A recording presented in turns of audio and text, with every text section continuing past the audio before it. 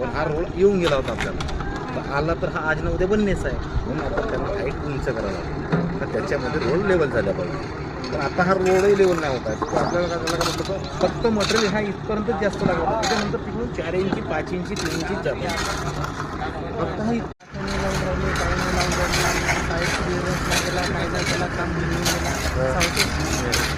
या ठिकाणी 20च्या जागेवर 30 वापरत आहेत आणि साईडला कुठलेही सेंटरिंग न वापरता काम सुरू आहे.